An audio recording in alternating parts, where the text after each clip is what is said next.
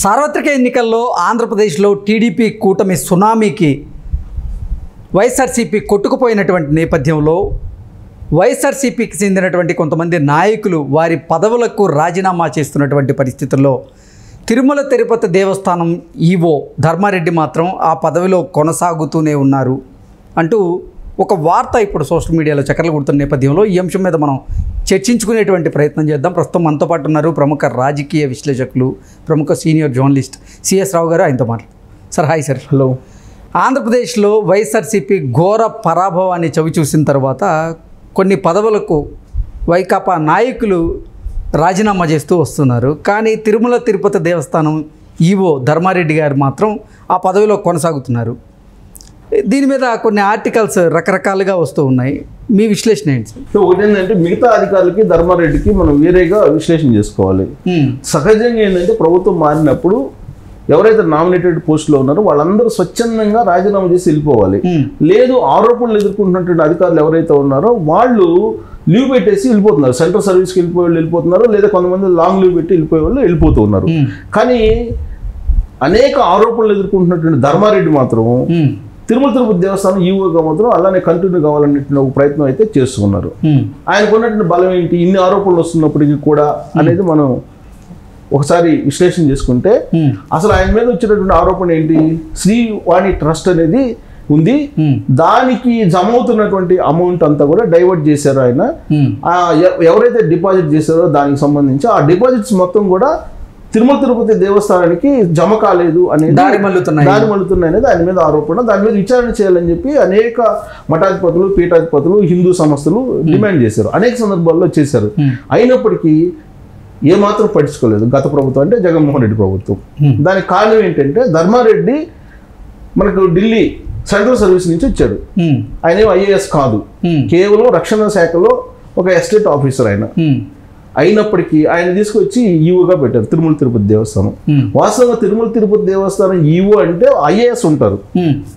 కానీ దానికి భిన్నంగా జగన్మోహన్ రెడ్డి ధర్మారెడ్డిని తీసుకొచ్చి ఐఏఎస్ కాకపోయినప్పటికీ కూడా గత 3 సంవత్సరాల నుంచి కంటిన్యూ చేస్తున్నారు.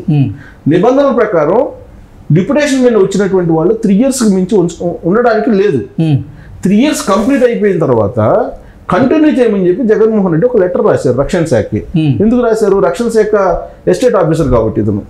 జగన్మోహన్ రెడ్డి లెటర్ రాసినటువంటి కొన్ని రోజుల్లో వ్యవధిలోనే అనుమతిస్తూ వాళ్ళు యాక్సెప్ట్ చేశారు రక్షణ శాఖ. సో దాంతో ఇప్పుడు కంటిన్యూ అవుతున్నాడు ఆయన ఈవోగా. ఈ నెల ఎండింగ్కి ఆయన పదవి విరమణ. అయినప్పటికీ ఆయన మీద విచారణ చేయాలి కాబట్టి ఆయన రిలీవ్ చేయొద్దని చెప్పి ఇప్పుడు కొత్తగా ఏర్పడినటువంటి ప్రభుత్వం ఒక ఆర్డర్ చేసింది. కారణం ఏంటంటే ఆయన మీద ఆరోపణలు ఉన్నాయి. శ్రీవారి నగలు కానీ, నగలతో పాటు డైమండ్ ఆభరణాలు కానీ ఇవన్నీ లెక్క తేలట్లేదు. ప్లస్ శ్రీవాణి ట్రస్ట్కు సంబంధించినటువంటి కుంభకోణం కూడా జరిగింది. అక్కడ కాంట్రాక్టర్స్ కొన్ని ఇచ్చారు, అది కూడా వైఎస్ఆర్ కాంగ్రెస్ పార్టీకి సంబంధించినటువంటి వాళ్ళకి వితౌట్ టెండర్ నామినేషన్ పద్ధతిని ఇచ్చారు. కాబట్టి వీటన్నిటి మీద విచారణ చేయాలి కాబట్టి అతన్ని రిలీవ్ చేయకూడదు, అతని పాస్పోర్ట్ కూడా సీజ్ చేయాలనేది ఇప్పుడు వచ్చినటువంటి కొత్త ప్రభుత్వం మౌఖికంగా ఆదేశాలు జారీ చేస్తే అఫీషియల్గా సిఎస్ ఇచ్చినట్టు తెలుస్తుంది ఆర్డర్స్. దాని మీద ఢిల్లీలో లాబింగ్ చేసుకుంటున్నాడు ధర్మారెడ్డి, ఎలాగైనా సరే రిలీవ్ అయ్యి వెళ్ళిపోవాలి అని చెప్పేసి. కానీ ఆయన లాబింగ్కి ఇప్పుడు ఉన్నటువంటి కొత్త ప్రభుత్వం తట్టుకోగలదా తట్టుకోలేదా అనేది కూడా ఒక చర్చ. అంటే ఏ స్థాయిలో ఆయన లాబింగ్ చేస్తారనే దానికి గతంలో ఒక జడ్జి దగ్గరికి ఒక డైమండ్ వాచ్ తీసుకొని వెళ్తే ఆ జడ్జి ఈయన్ని తిరస్కరించి పంపించాడు అనేది కూడా అప్పట్లో ఇతని మీద వచ్చినటువంటి ఒక పెద్ద న్యూస్.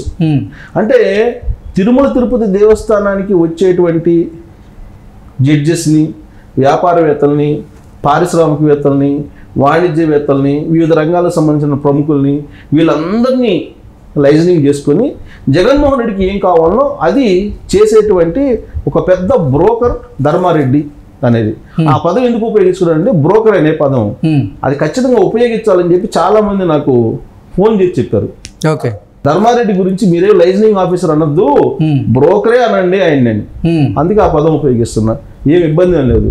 ఆయన అన్ని అరాచకాలు చేశారు తిరుమల తిరుపతి దేవస్థానం మీద. తిరుమల తిరుపతి దేవస్థానాన్ని అపవిత్రం చేసినటువంటి అధికారి ఎవరైనా ఉన్నారంటే ఈవోగా ధర్మారెడ్డి అని చెప్పి ఆయన మీద ఉన్నటువంటి బలమైనటువంటి ఆరోపణలు. దానికి కారణం ఏంటంటే రాజశేఖర రెడ్డి ముఖ్యమంత్రిగా ఉన్నప్పుడు జేయూగా తీసుకొచ్చాడు ఇదే ధర్మారెడ్డిని. రాజశేఖర రెడ్డి హెలికాప్టర్ ప్రమాదంలో చనిపోయిన తర్వాత ఆయన మళ్ళీ తిరిగి ఢిల్లీకి వెళ్ళారు, కేంద్ర సర్వీసులకు వెళ్ళారు. ఆ రోజున ధర్మారెడ్డి జేయూగా ఉన్నప్పుడే తిరుమల తిరుపతి దేవస్థానం 7 కొండలు కాదు 3 కొండలే అని చెప్పి జీవో ఇచ్చి సర్వే చేసేటువంటి ప్రయత్నం చేశారు. ఆ క్రమంలోనే హెలికాప్టర్ ప్రమాదంలో చనిపోయారు రాజశేఖర రెడ్డి. ఆ తర్వాత ధర్మారెడ్డి ఢిల్లీకి వెళ్ళారు. మళ్ళా జగన్మోహన్ రెడ్డి ముఖ్యమంత్రి అయిన తర్వాత ఆయన మళ్ళా తీసుకొచ్చి ఈవోగా చేశారు. ఇప్పుడు అంతకుముందు జేఈఓగా చేస్తే రాజశేఖర రెడ్డి, జగన్మోహన్ రెడ్డి వచ్చి ఈవోగా చేశారు. ఈవోగా చేసి ఇప్పుడు ఉన్నారు. దాదాపుగా 9 సంవత్సరాల పాటు తిరుమల తిరుపతి దేవస్థానాన్ని ఏలాడు ధర్మారెడ్డి. ఆయన హయాంలో జరిగిన కుంభకోణాలు మరి ఎప్పుడు జరగలేదు అనేది ఆయన మీద ఉన్నటువంటి ఆరోపణలు. హిందూ సంస్థలు కానీ మఠాధిపతులు పీఠాధిపతులు వీళ్ళందరూ కూడా ఆయన మీద అనేక రకాల ఆరోపణలు చేస్తున్నారు.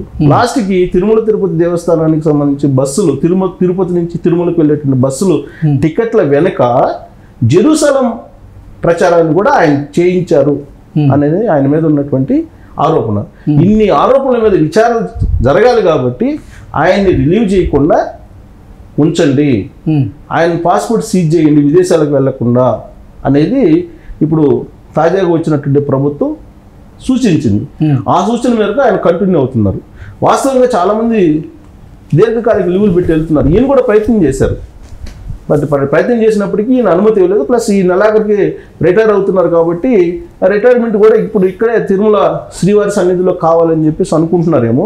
ఇంకోటి ఏంటంటే ఆర్జిత సేవలు కానీ బ్రేక్ దర్శనాలు కానీ వీటిలో కూడా పెద్ద కుంభకోణం ఉందని చెప్పి చెప్తున్నారు. వాస్తవంగా సామాన్యమైనటువంటి భక్తులకి అక్కడ ఈయన హయాంలో లేకుండా చేశారు దర్శనం. ఇంతకుముందు మెట్లు మార్గంలో వెళ్ళేటువంటి భక్తులకి ఉచిత దర్శనం ఉండేది, ట్యాగ్ వేసి టైం బౌండ్ పెట్టి ఇచ్చేవాళ్ళు. అది తీసేసి అన్ని దర్శనాలకు 300 పెట్టారు, ప్రతి దర్శనం 300. వైవి సుబ్బారెడ్డి చైర్మన్ ఉన్నప్పుడు ఈయన ఇద్దరు కలిసి వేలం పాటలాగా ఆర్జిత సేవల్ని పెంచేయండి, 5,000 పెంచేయండి, 10,000 పెంచేయండి అని చెప్పి ఆ వీడియో కూడా ఒకటి రిలీజ్ అయింది సోషల్ మీడియాలో. సో ఇన్ని దుర్మార్గాలు చేసినటువంటి ధర్మారెడ్డి వెళ్ళడానికి కూడా ఆయన మీద విచారణ చేసి జైలు పంపించాలనేది ఒక అభిప్రాయంతో ఇప్పుడు ఉన్నటువంటి ప్రభుత్వం ఉంది. అంతకుముందు రమణ దీక్షితులు ఉన్నారు, ఆయనేమో చంద్రబాబు నాయుడు మీద ఆరోపణలు చేశారు. పింక్ డైమండ్ మిస్ అయిందని చెప్పి, క్షుద్ర పూజలు చేశారని చెప్పి అక్కడ రకరకాల ఆరోపణలు చేసి జగన్మోహన్ రెడ్డి పక్షాన్ని నిలిచి చంద్రబాబు నాయుడిని నానా రకాలుగా భ్రష్టు పట్టించారు అప్పట్లో. దాని ఫలితం ఇప్పుడు అనుభవిస్తున్నాడు రమణ దీక్షితులు. జగన్మోహన్ రెడ్డి ఆయన మీద కేసు పెట్టించారు రమణ దీక్షితుల మీద. కాబట్టి కర్మ సిద్ధాంతం. ఇప్పుడు ధర్మారెడ్డి కూడా ఇప్పుడు తిరుమల వెంకన్న స్వామికి అధర్మం చేస్తే ఆయనైతే ఒప్పుకోడు కదా, కలియుగ దైవం కదా. ఇప్పుడు ధర్మారెడ్డికి జగన్మోహన్ రెడ్డికి ఏదైతే శిక్ష పడిందో ధర్మారెడ్డికి కూడా శిక్ష పడుతుంది. ఆ శిక్ష పడటానికి ఇప్పుడు ఆయన్ని రిలీవ్ చేయొద్దని చెప్పి కొత్త ప్రభుత్వం ఆర్డర్ చేసింది. కాబట్టి ఆ విచారణకు ఆదేశిస్తారు. ప్రమాణ స్వీకారం అయిపోయిన తర్వాత చంద్రబాబు నాయుడు ప్రభుత్వంలో అన్ని శాఖలకు సంబంధించి యాక్టివిటీస్ మొదలవుతాయి. కాబట్టి ఆ మొదలైన వెంటనే ఆయన మీద విచారణకి ఆదేశించే అవకాశం ఉంది. ఆయన్ని ఖచ్చితంగా జైలు పంపించడం అవకాశం కూడా లేకపోలేదని చెప్పి మనం చెప్పొచ్చు.